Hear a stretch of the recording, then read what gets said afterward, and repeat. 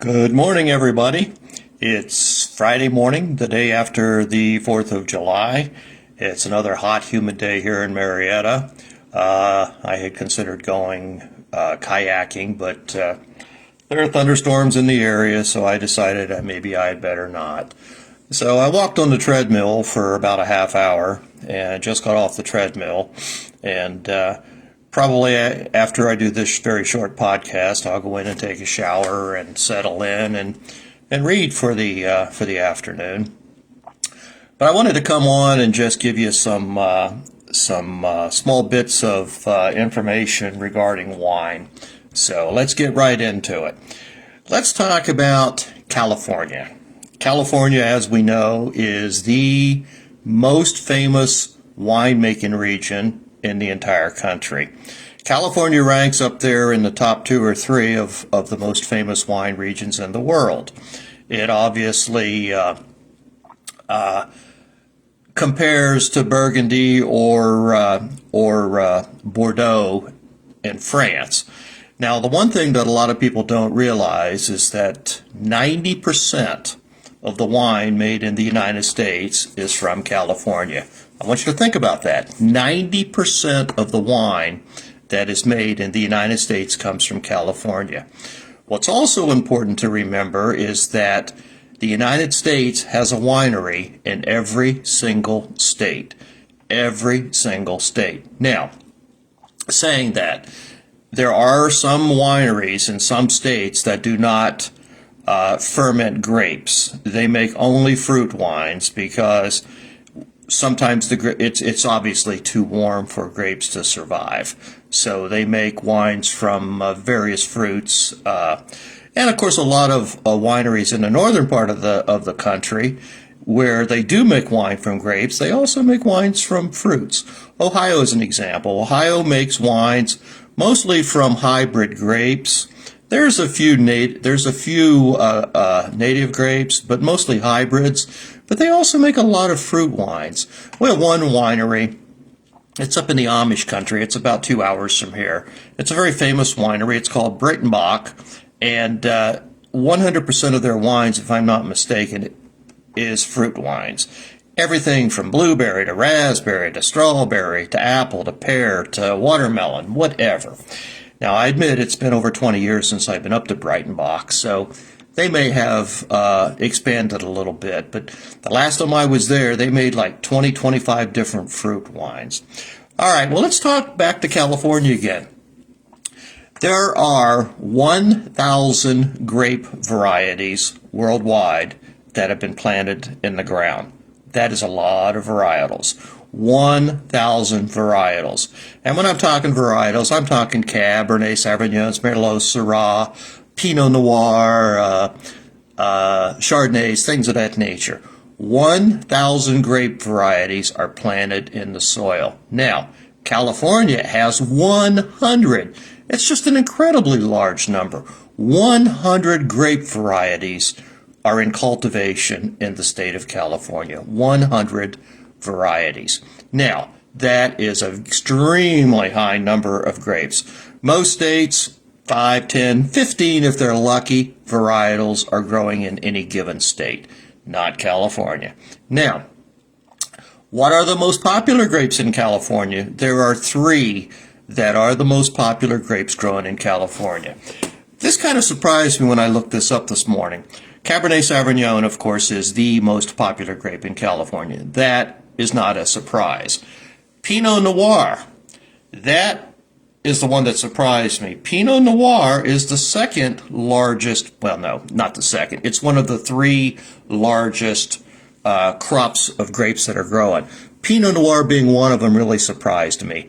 I would have thought it would have been Syrah or perhaps Merlot, but no, it's Pinot Noir. The third most popular grape grown in California, of course, is Chardonnay. I'm not a Chardonnay fan. Chardonnay could be a whole podcast on its own. Chardonnay can be good or Chardonnay can be horrible depending on your palates. I personally cannot stand a buttery Chardonnay that has been aged in oak. I like my wines, my white wines, crisp, acidic, such as Sauvignon Blancs and things like that that are aged or fermented in stainless steel and aged in stainless steel. So, but anyway, getting back to California, I get sidetracked very easily, and I don't have ADHD. But getting back to California, the three most popular grapes are Cabernet Sauvignon, Pinot Noir, and Chardonnay. Now, what's interesting, if you think about those three varietals, all three of those varietals can pretty much grow in most temperate temperature conditions, most temperate weather conditions. Obviously, Cabernet Sauvignon likes it hot, but it also can do some nice chilly weather. Pinot Noir is a little bit more cooler focused than Cabernet Sauvignon. Chardonnay, the same thing. Chardonnay and Pinot Noir are very similar in their climatic needs. You know, here's something that just popped into my mind. In yesterday's podcast, I was talking about the Bourgogne region in France. We Americans know it as the Burgundy region. The French know it as Bourgogne. In the Bourgogne region, the only two grapes that the French government allows them to plant is Pinot Noir and Chardonnay. So that kind of goes along with the climatic conditions of California being Pinot Noir and Chardonnay. By the way, the one thing that I mentioned yesterday when we were talking about how Europe labels their grapes on by the name of the region and not the grape but they don't put the grape varietal on the label. You know, as I said, Burgundy, they label their wines as Burgundy or as a chateau in Burgundy. Same with Bordeaux. So in California, it would be a Chardonnay, it would be a Pinot Noir, it would be a Cabernet Sauvignon. One of the questions that people used to ask me when I taught wine, well, what is Chablis from the Bourgogne or the Burgundy region? Isn't Chablis a white wine? Isn't that a grape that they grow in the Burgundy region? No, it is not. Chablis is a region on the northern edges, the very northern edges of the Burgundy region. Chablis is a region. What they grow in Chablis is Chardonnay. Now, what's interesting is that a lot of the Chardonnay up in the Chablis region, they get a little bit colder. So they're more identified with making sparkling wines, which is a whole different game in itself. So anyway, getting back, 1,000 varietals are in the ground. And of the 1,000 varietals are in the ground worldwide, 100 of those varietals are in California in the ground. All right, well, let's talk about ice wines, for example. A lot of people like ice wines. I don't. I've purchased ice wines before. I've bought them for friends. Ice wines has a couple of characteristics that makes them unusual. The first of all is that they're very expensive. Very expensive. And why are they so expensive? Once I describe how ice wines are made, you'll understand why they are so expensive. The other thing is that ice wines rarely come in 750 milliliter bottles, which is your standard wine bottle that you and I buy at the supermarket. Most ice wines come in what we call splits. I mentioned the term splits yesterday. Those are half wine bottles. Those are 375 milliliters. That's the most common size for ice wines. Now, why are ice wines so expensive? Well, let me tell you how ice wines are made. Then you'll understand why I say that they're expensive. In order for a wine to be considered or classified as an ice wine, you leave the grapes on the vines after they have ripened. And you would think that they would rot. They don't rot. What they do is they begin to shrivel up. And they dry up. They turn into almost like a raisin, not quite as bad as a raisin, but they shrivel up like that. Well, when they shrivel up, they're losing the water content from the grape. And as they lose the water content, they're still leaving behind the sugars in the grape, the natural sugars that are in a grape. So a shriveled up grape, obviously, when it's pressed, it's going to make less juice. That juice, of course, as you realize, turns into wine. So therefore, it's going to take umpteen times the number of grapes pressed to make the same number of or the same volume of wine that regular grapes would press that has a lot of water still in them. Well, not only that, but when they are pressed, they're going to be extremely, extremely sweet. Sweet to the point that during fermentation, you know, as you well know from many times, fermentation is a molecule of sugar interacts with a molecule of yeast and gives off a molecule of alcohol and a molecule of carbon dioxide, which dissipates. So ice wines have so many molecules of sugar in their must or in their pressed juice that there isn't enough yeast to totally consume all of the molecules of sugar. So when the yeast is expended and there is no more yeast to interact with the molecules of sugar, you still have a lot of residual sugar. Therefore, the wines are naturally going to be sweet. They don't have to add sugar to make them to an ice wine.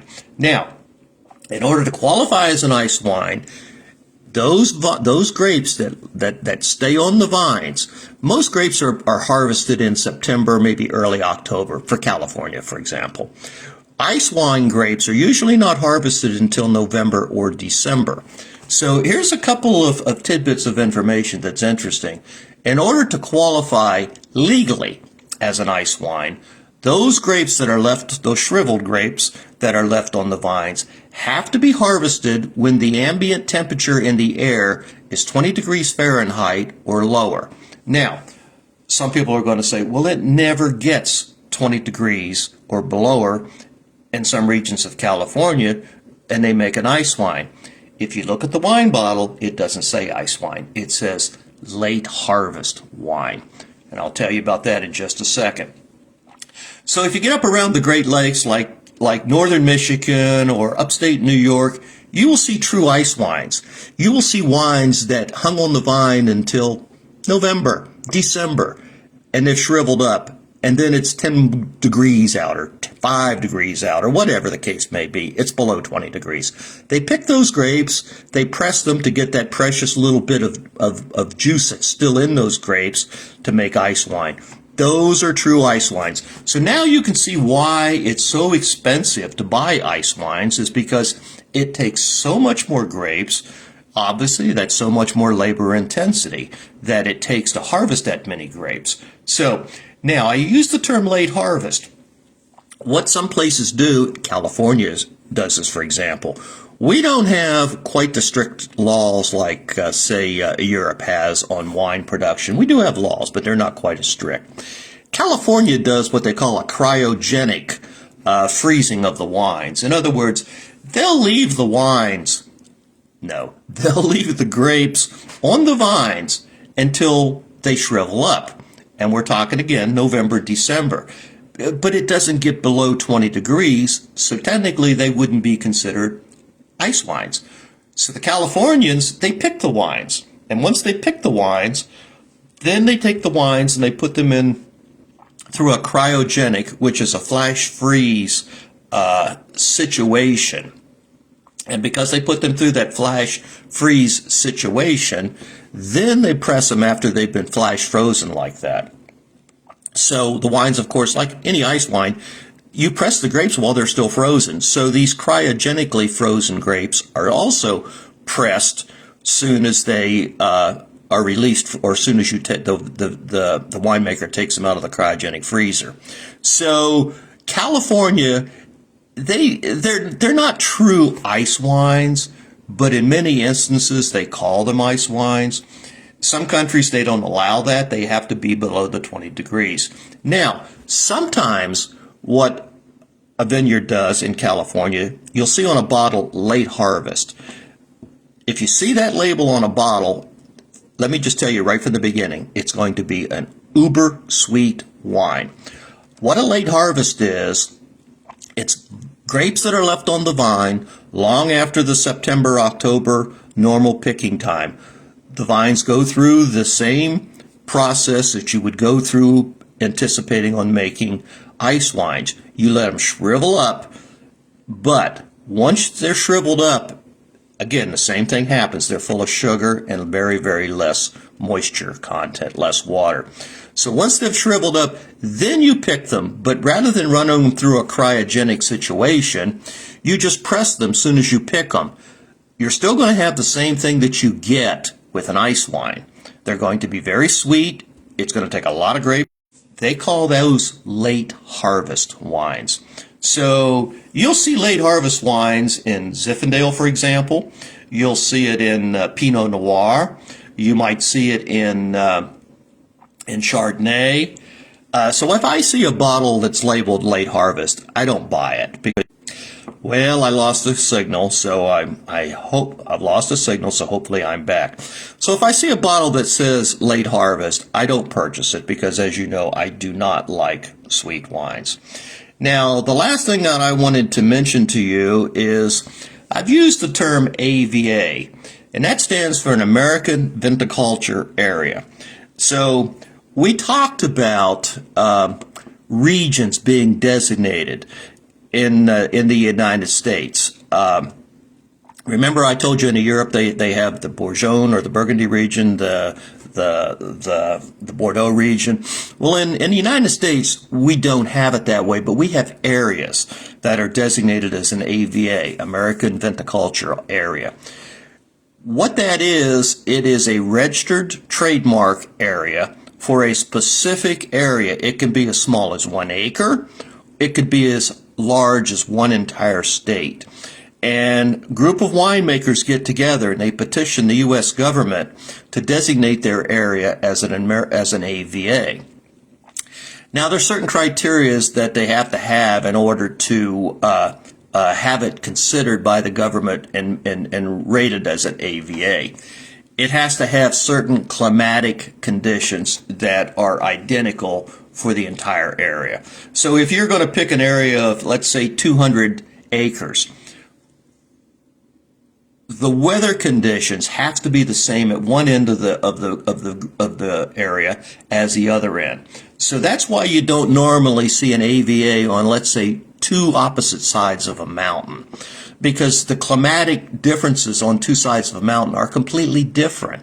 If it's in California, one side of the mountain may get the cool breezes off the North Pacific. You notice I said Pacific and not Atlantic, like I screwed up yesterday's podcast. So they get the cool breezes from the North Atlantic, while the other side of the mountain may have the warm settling air and going down the mountainsides that create fog. So it would have more moisture, it would have higher humidity, it would probably even have lower temperatures. So you could not classify both sides of the mountain as the same AVA because they don't have the same temporal or climatic situations. So I don't know how many AVAs there are in California. I know that if you see something that says Napa Valley AVA, you're going to get a premier wine there. That in itself also only applies to certain areas of Napa Valley. It doesn't apply to all of Napa Valley. And it may say, for example, Stag's Leap AVA. Stag's Leap happens to be a region within Napa Valley. Or it might say, trying to think of some of these, Spring Mountain AVA, or Harrodsburg AVA, or Oroville AVA, different areas within the Napa Valley region. So that's what an AVA is if you ever happen to see that. Now, I think we're going to end for now. I wanted to get this podcast out there. I still intend on trying to do a wine tasting tonight. I haven't decided on what wine that I'm going to go down to the cellar and pull out. But something occurred to me when I was on the treadmill a little while ago.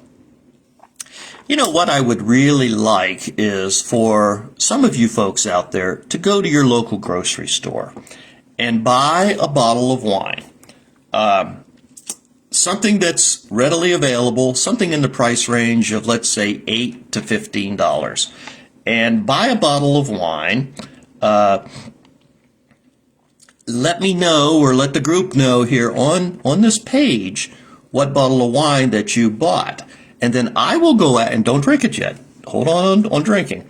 And then I will go out and I will buy the same exact bottle of wine as could anybody else who wants to buy that wine. For example, if you go out and you buy a bottle of, let's just say, Menage a Trois Red Blend, or Gnarly Head Cabernet Sauvignon. Those are just two wines that just popped into my brain that are in that $8 to $15 range. Buy the wine, post on Facebook, hey, I bought this bottle of wine, will you do a wine tasting on it? Give me a few days, I'll buy the exact same bottle of wine as other people can.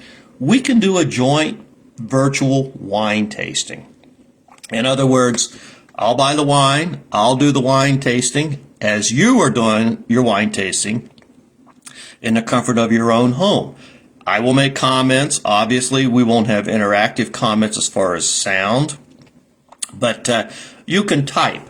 I'll say, well, I'm getting this or I'm getting that on the nose, and you can come back and say, well, that's interesting because I'm not picking that up, Wayne. I'm picking up something else. So this is just a thought that I had. If you think that's a great idea, let me know. And if you don't, that's fine. I mean, it's just another way to throw out there to try to get us all involved. But you have to make sure that if you pick up a bottle of wine on a Monday and you post it Monday night, don't expect us to do a wine tasting on it on Tuesday. I have to run into town to get wines and get something that's very common, that pretty much Kroger, Giant Eagle, Piggly Wiggly, Food Lion, or whatever, some of those grocery stores at Winn-Dixie, that they have those wines so that everybody. My goal is, let's say, give us a week, 5 days to a week to get our bottle of wine. And then we'll all put the date on here that we're all going to do the tasting on the same day. So if you're interested in that, give me some thoughts on here. Make a post on Wayne's World of Wine and let me know. Well, listen, I've got to get going. I'm going in and get a shower, and then I want to do some reading, and I'm not sure what I'm going to do the rest of the day. I had originally planned on going to Lowe's to buy a wooden medicine cabinet for my middle hallway bathroom that I'm rehabilitating, but as usual, I got lazy and I ordered it from Amazon, so it'll be here tomorrow, so I don't even have to go out for that. My grass is getting a little higher. You've noticed my comment, if you're a Facebook friend, that it was 2 days ago on Wednesday. It had been 4 weeks ago, 2 days ago, the last time I mowed the grass. We have had no rain. I mean, it's been horrible. The man across the yard, and I'm not across the road, I'm not exaggerating, Keith's grass is straw-colored, and it's burnt. It'll come back. Grass always comes back.